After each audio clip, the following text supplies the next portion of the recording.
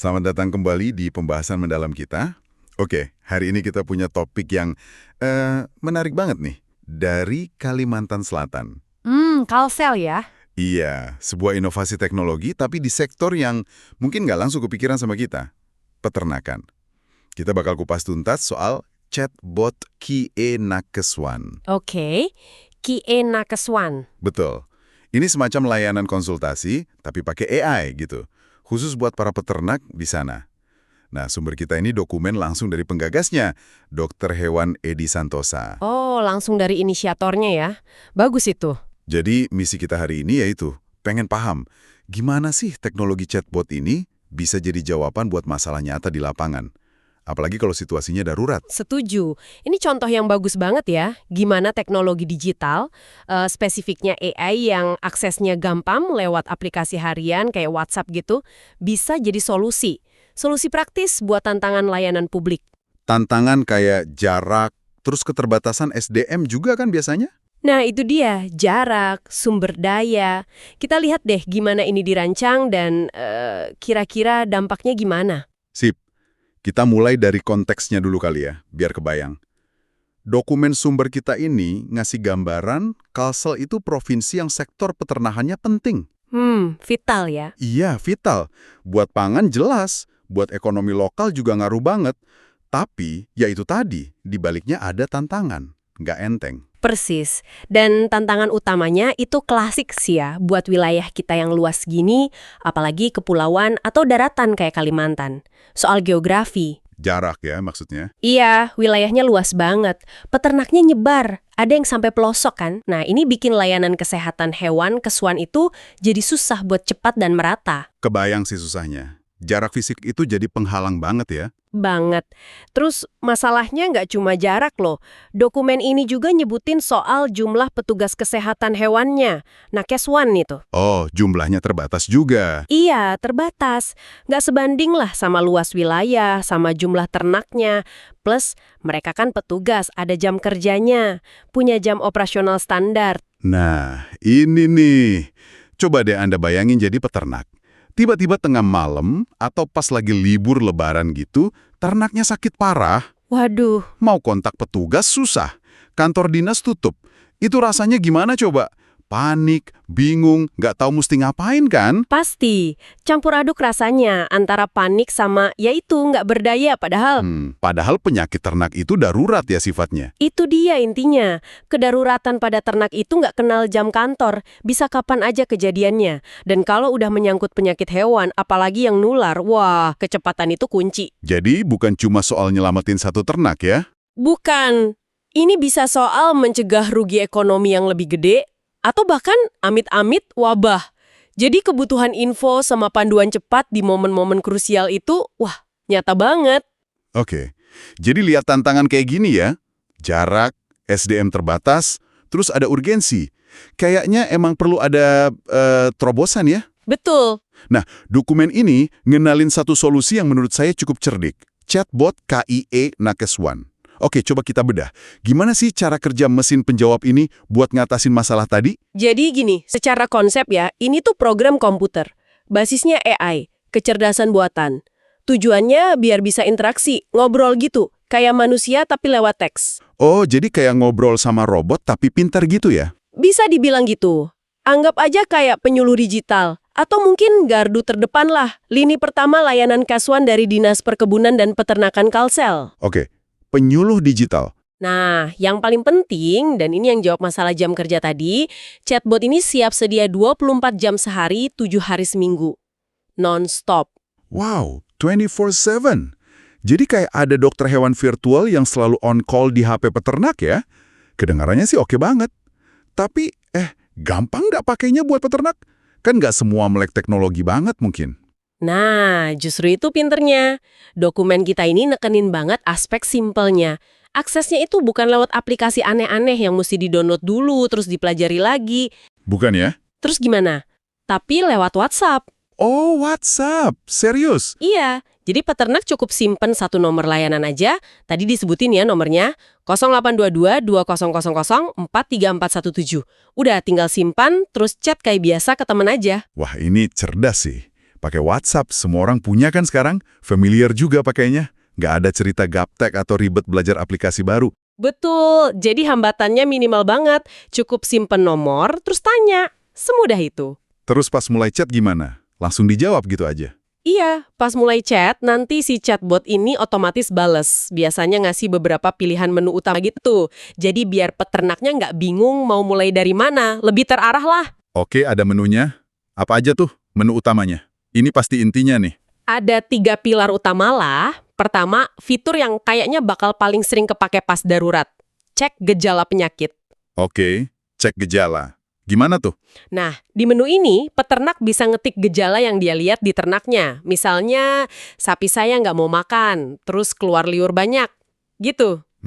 Terus chatbotnya gimana? Chatbotnya nanti ngasih info awal, kayak kemungkinan penyakitnya apa berdasarkan gejala itu, terus seberapa gawat kira-kira. Dan ini yang penting banget, langkah pertolongan pertama. Pertolongan pertama ya? Iya, langkah yang aman dan bisa dilakuin peternak saat itu juga, sambil nunggu bantuan profesional datang kalau memang perlu. Wah, pertolongan pertama ini penting banget ya. Bisa jadi penentu nih, antara ternaknya selamat atau enggak sambil nunggu nakeswanya bisa datang. Tapi, seberapa akurat fitur cek gejala ini? Nggak bahaya gitu, salah diagnosis?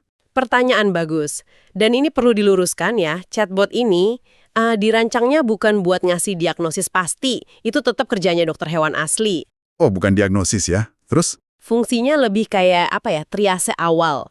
Ngasih panduan pertolongan pertama berdasarkan gejala umum yang dimasukin. Tujuannya yaitu tadi, biar peternak bisa ngambil langkah awal yang benar buat stabilisasi kondisi atau cegah penularan bukan gantiin pemeriksaan langsung. Oke.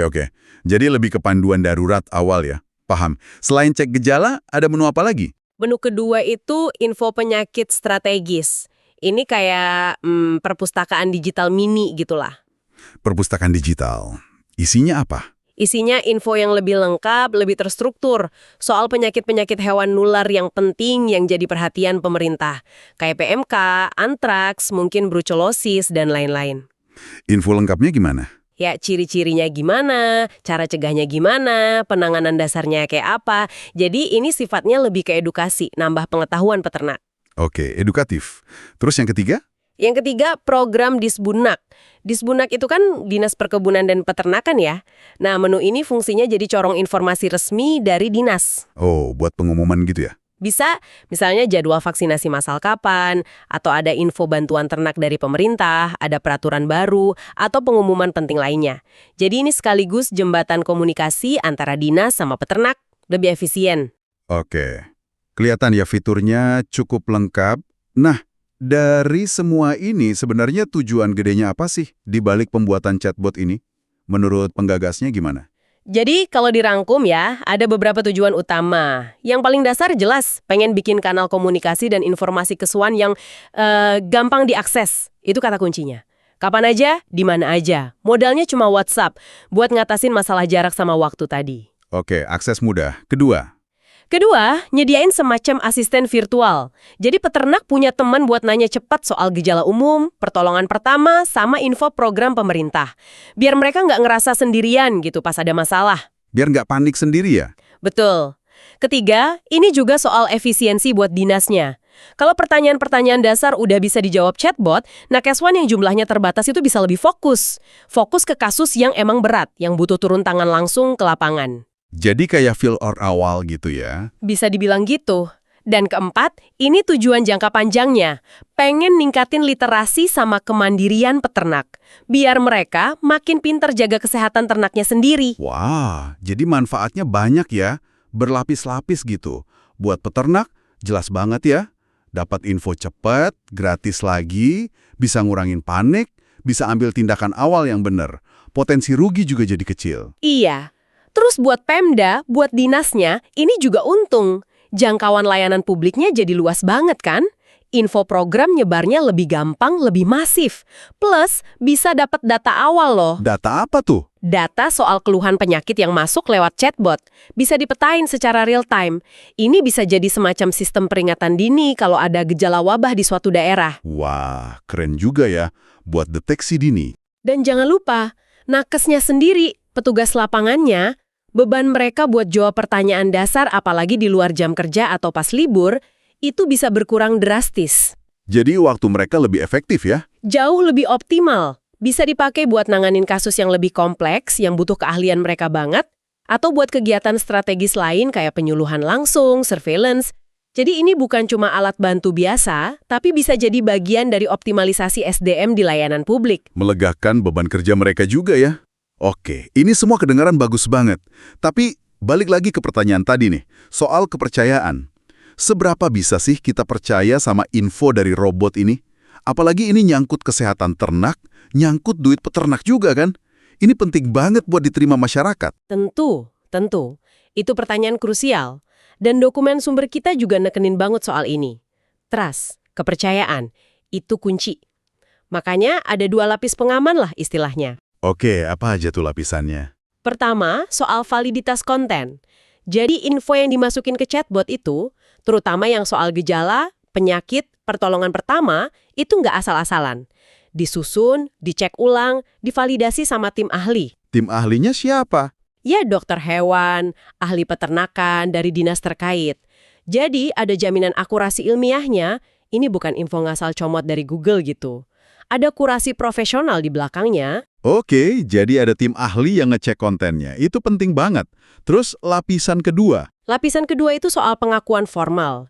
Jadi inovasi chatbot Kie Nakasuan ini bukan sekedar proyek iseng-iseng, tapi udah didaftarin resmi. Didaftarin kemana? Ke Kemenkumham. Udah dapat surat pencatatan ciptaan sebagai program komputer. Dokumennya menyebutkan nomor pencatatannya 000974467, tanggalnya 18 September 2025. Wah, udah ada hakinya ya berarti? Betul. Ini jadi bukti orisinalitas idenya, ada perlindungan hukumnya, sekaligus menunjukin kalau ini dikembangin serius sebagai aset intelektual layanan publik, bukan main-main. Kita juga perlu sebut peran penting DRH Edi Santosa ya, sesuai di dokumen. Beliau kan Kabid Peternakan dan Kesuan di sana. Jadi beliau ini inisiator sekaligus perancang utamanya. Nah, iya. Beliau yang kayaknya lihat masalah di lapangan, terus kepikiran solusi chatbot ini. Dari ide awal, mimpin timnya, sampai ikut mastiin kontennya benar secara ilmiah. Inisiatif kayak gini kan seringnya butuh juaranya dari dalam sistem ya. Tepat sekali, perlu ada championnya. Jadi kombinasi antara validasi konten oleh ahli sama pengakuan formal ini penting banget buat bangun legitimasi dan kepercayaan pengguna. Biar orang yakin gitu.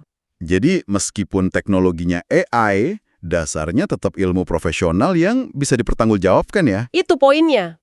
Oke, jadi kalau kita tarik benang merahnya nih, apa sih makna yang lebih luas dari adanya chatbot ini? Satu hal yang tadi ditekankan dan perlu kita ingat terus. Ini bukan pengganti nakeswan ya. Penting banget itu digarisbawahi. Chatbot ini nggak akan pernah bisa gantiin diagnosis dokter hewan langsung. Nggak bisa periksa fisik ternak, nggak bisa ngasih suntikan atau tindakan medis di lapangan. Nggak bisa. Jadi fungsinya apa dong? Fungsinya lebih sebagai perpanjangan tangan. Alat bantu. Alat bantu buat informasi dan edukasi awal. Yang modern, efisien, dan jangkauannya luas banget. Ini contoh bagus transformasi layanan publik yang cerdas menurut saya. Cerdasnya gimana? Ya itu tadi, manfaatin teknologi yang udah ada di tangan masyarakat. Semua orang udah punya WhatsApp kan? Nah, itu dipakai buat ngatasin keterbatasan sumber daya sama infrastruktur. Jadi nggak perlu repot bangun aplikasi baru yang mahal, yang sosialisasinya susah lagi ya. Nebeng aja di platform yang udah populer. Adaptif banget langkahnya. Iya, adaptif dan pragmatis. Dan dampaknya itu bukan cuma soal akses informasi loh. Lebih dari itu ya. Jauh. Ini soal pemberdayaan peternak. Dengan alat ini, mereka jadi dipaksa lebih proaktif. Lebih tahu apa yang mesti dilakuin pas darurat. Lebih paham soal pencegahan penyakit. Sedikit demi sedikit, ini bisa ningkatin ketahanan mereka. Jadi peternaknya lebih mandiri ya? Betul. Dan ujung-ujungnya sektor peternakan secara keseluruhan jadi lebih kuat. Ini wujud komitmen layanan publik yang nggak kaku, tapi adaptif dan fokus ke solusi nyata di lapangan. Keren sih. Jadi dari pembahasan kita hari ini, kelihatan banget ya, chatbot Kie Nakeswan ini bukan sekedar teknologi keren-kerenan gitu, tapi benar-benar solusi yang lahir dari kebutuhan nyata peternak di Kalsel. Manfaatin AI yang sebenarnya simple, dibungkus platform WhatsApp yang semua orang kenal, buat ngasih dukungan kesehatan hewan dasar 24 jam nonstop. Cukup impresif sih menurut saya. Memang, inovasi ini jadi contoh konkret ya, gimana teknologi itu kalau diterapinya pas, fokusnya ke kemudahan akses, bisa banget ngasih dampak sosial dan ekonomi yang positif Menjembatani kesenjangan informasi ya. ke masyarakat. Nggak peduli waktu, nggak peduli tempat. Ini mungkin jadi bikin kita mikir ya, sebuah pertanyaan reflektif gitu buat Anda yang dengerin. Kalau kita lihat model chatbot WhatsApp ini sukses buat peternakan di Kalsel.